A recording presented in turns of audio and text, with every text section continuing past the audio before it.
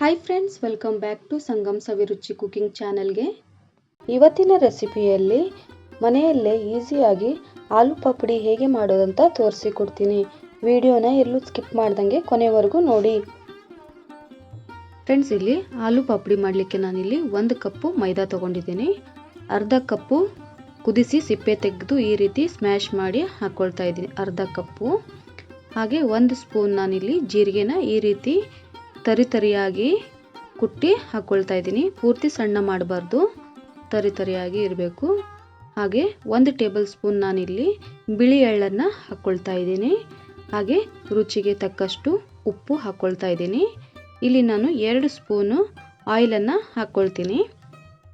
ಇವಾಗ ಚೆನ್ನಾಗಿ ಮಿಕ್ಸ್ ಮಾಡಿಕೊಳ್ಬೇಕು. ಇದಕ್ಕೆ ನೀರೇನು ಜಾಸ್ತಿ ಬೇಕಾಗಲ್ಲ ಫ್ರೆಂಡ್ಸ್. ಇದಕ್ಕೆ ಒಂದ್ಸಾರಿ ಎಲ್ಲ ಚೆನ್ನಾಗಿ ಮಿಕ್ಸ್ ಮಾಡಿಕೊಂಡಾದ್ಮೇಲೆ ನೋಡಿಕೊಂಡು ನೀರು ಹಾಕ್ಕೊಳ್ಬೇಕು.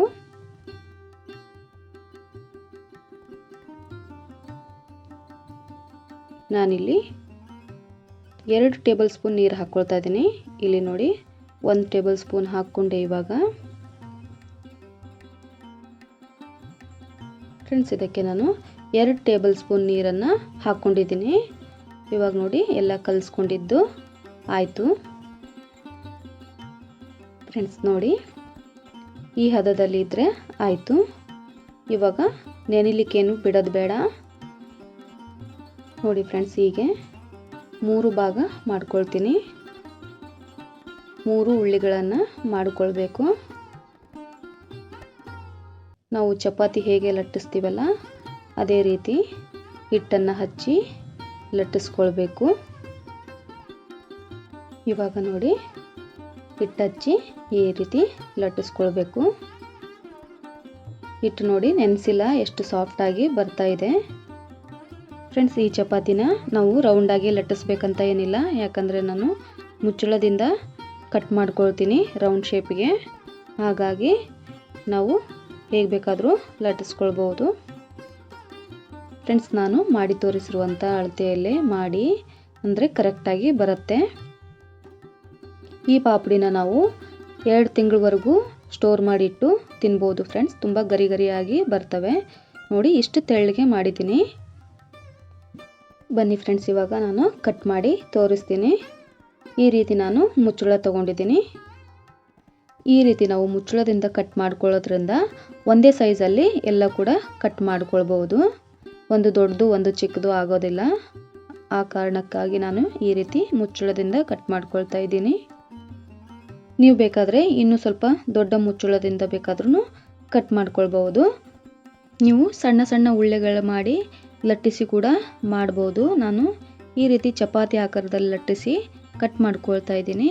ಇವಾಗ ನೋಡಿ, ಸೈಡಿಗೆ ಉಳಿದಂಥ ಹಿಟ್ಟನ್ನು ನಾನು ಮತ್ತೆ ಲಟ್ಟಿಸ್ಲಿಕ್ಕೆ ಬಳಸ್ಕೊಳ್ತೀನಿ. ಇವಾಗ ನೋಡಿ, ಒಂದು ನಾನು ಕಡ್ಡಿ ತಗೊಂಡು ಎಲ್ಲದಕ್ಕೂ ಹೋಲ್ ಮಾಡ್ಕೊಳ್ತೀನಿ. ಈ ರೀತಿ ಪಾಪಡಿಗಳಿಗೆ ನಾವು ಹೋಲ್ ಮಾಡ್ಕೊಳ್ಬೇಕು. ಇಲ್ಲ ಅಂದರೆ ಪೂರಿ ಥರ ಉಬ್ಬಿ ಮೆತ್ತಗಾಗ್ತವೆ ಫ್ರೆಂಡ್ಸ್. ಅದಕ್ಕೆ ಈ ರೀತಿ ಹೋಲ್ ಮಾಡಿಕೊಂಡ್ರೆ ಉಬ್ಬಲ್ಲ, ಚೆನ್ನಾಗಿ ಕ್ರಿಸ್ಪಿಯಾಗಿ ಬರ್ತವೆ. ಅದಕ್ಕಾಗಿ ಎಲ್ಲದಕ್ಕೂ ಕೂಡ ಈ ರೀತಿ ಮಾಡ್ಕೊಳ್ಬೇಕು. ಇವಾಗ ನೋಡಿ, ಎಲ್ಲ ಪಾಪಡಿ ಕೂಡ ಹೋಲ್ ಮಾಡ್ಕೊಂಡಿದ್ದು ಆಗಿದೆ. ಫ್ರೆಂಡ್ಸ್, ಎಣ್ಣೆ ಕಾದಿದೆಯಾ ಇಲ್ಲ ಅಂತ ನೋಡ್ತೀನಿ. ಎಣ್ಣೆ ಕೂಡ ಚೆನ್ನಾಗಿ ಬಿಸಿ ಆಗಿದೆ. ಇವಾಗ ಎಲ್ಲ ಪಾಪಡಿನೂ ಹಾಕ್ಕೊಂಡು ಕರಿಯೋಣ. ಫ್ರೆಂಡ್ಸ್, ನಿಧಾನವಾಗಿ ಒಂದೊಂದಾಗಿ ಹಾಕ್ಕೊಳ್ಬೇಕು. ಇಲ್ಲಿ ನಾನು 5 ಪಾಪಡಿನ ಹಾಕ್ಕೊಳ್ತಾ ಇದ್ದೀನಿ. ಹಾಕಿದ ತಕ್ಷಣ ತಿರುಗಿಸಿ ಹಾಕ್ಕೊಳ್ಬಾರ್ದು. ಇವಾಗ ಒಂದೊಂದಾಗಿ ತಿರುಗಿಸಿ ಹಾಕ್ಕೊಳ್ಬೇಕು. ಚೆನ್ನಾಗಿ ಸ್ವಲ್ಪ ಬಣ್ಣ ಚೇಂಜ್ ಆಗೋವರೆಗೂ ಫ್ರೈ ಮಾಡ್ಕೊಳ್ಬೇಕು. ಗೋಲ್ಡನ್ ಕಲರ್ ಬರೋವರೆಗೂ ಫ್ರೈ ಮಾಡ್ಕೊಳ್ಬೇಕು. ಅಂದರೆ ಗರಿಯಾಗಿ ಕ್ರಿಸ್ಪಿಯಾಗಿ ಚೆನ್ನಾಗಿ ಬರ್ತವೆ ಫ್ರೆಂಡ್ಸ್. ಗ್ಯಾಸ್ನ ಮೀಡಿಯಂ ಫ್ಲೇಮಲ್ಲೇ ಇಟ್ಕೊಳ್ಬೇಕು. ಹೈ ಫ್ಲೇಮಲ್ಲಿ ಇಟ್ಟರೆ ಮೇಲಷ್ಟೇ ಕಲರ್ ಚೇಂಜ್ ಆಗುತ್ತೆ, ಒಳಗೆ ಚೆನ್ನಾಗಿ ಬೆಂದಿರೋದಿಲ್ಲ. 3ರಿಂದ 4 ನಿಮಿಷ ಚೆನ್ನಾಗಿ ಫ್ರೈ ಮಾಡ್ಕೊಳ್ಬೇಕು ಫ್ರೆಂಡ್ಸ್. ಅಂದರೆ ಮಾತ್ರ ಚೆನ್ನಾಗಿ ಫ್ರೈ ಆಗಿರ್ತವೆ. ನೋಡಿ ಫ್ರೆಂಡ್ಸ್, ನಾನು 3 ನಿಮಿಷ ಫ್ರೈ ಮಾಡ್ಕೊಂಡಿದ್ದೀನಿ. ಇವಾಗ ಆಗಿದೆ. ಇವಾಗ ಟಿಶ್ಯೂ ಪೇಪರ್ ಮೇಲೆ ಹಾಕ್ಕೊಳ್ತೀನಿ.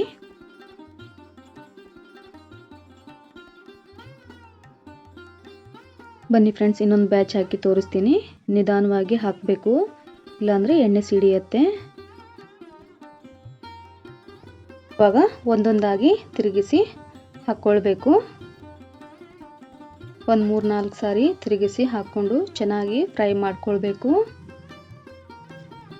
3-4 ಸಾರಿ ತಿರುಗಿಸಿ ಹಾಕ್ಕೊಂಡು ಫ್ರೈ ಮಾಡ್ಕೊಳ್ಬೇಕು. ಇವಾಗ ನೋಡಿ ಕಲರ್ ಕೂಡ ಎಷ್ಟು ಚೆನ್ನಾಗಿ ಆಗಿವೆ, ಚೆನ್ನಾಗಿ ಫ್ರೈ ಕೂಡ ಆಗಿದೆ. ಇದೇ ರೀತಿ ಎಲ್ಲವನ್ನು ಫ್ರೈ ಮಾಡ್ಕೊಳ್ತೀನಿ. ನೋಡಿ ಫ್ರೆಂಡ್ಸ್, ಎಲ್ಲ ಪಾಪಡಿನೂ ಕರ್ದಿದ್ದು ಆಗಿದೆ, ಎಲ್ಲ ಫ್ರೈ ಮಾಡ್ಕೊಂಡಿದ್ದು ಆಗಿದೆ. ಇವಾಗ ನೋಡಿ ಮುರಿದು ತೋರಿಸ್ತೀನಿ ಎಷ್ಟು ಕ್ರಿಸ್ಪಿಯಾಗಿ ಬಂದಿವೆ. ಈ ಆಲೂ ಪಾಪಡಿ ನಿಮಗೆ ಇಷ್ಟ ಆದರೆ ಒಂದು ಲೈಕ್ ಮಾಡಿ, ಹಾಗೆ ನಿಮ್ಮ ಫ್ಯಾಮಿಲಿ ಫ್ರೆಂಡ್ಸ್ಗೆ ಶೇರ್ ಮಾಡಿ, ಸಪೋರ್ಟ್ ಮಾಡಿ. ನನ್ನ ಚಾನಲನ್ನು ಯಾರೆಲ್ಲ ಹೊಸದಾಗಿ ನೋಡ್ತಾ ಇದ್ದೀರಾ ಪ್ಲೀಸ್ ಸಬ್ಸ್ಕ್ರೈಬ್ ಮಾಡ್ಕೊಳ್ಳಿ.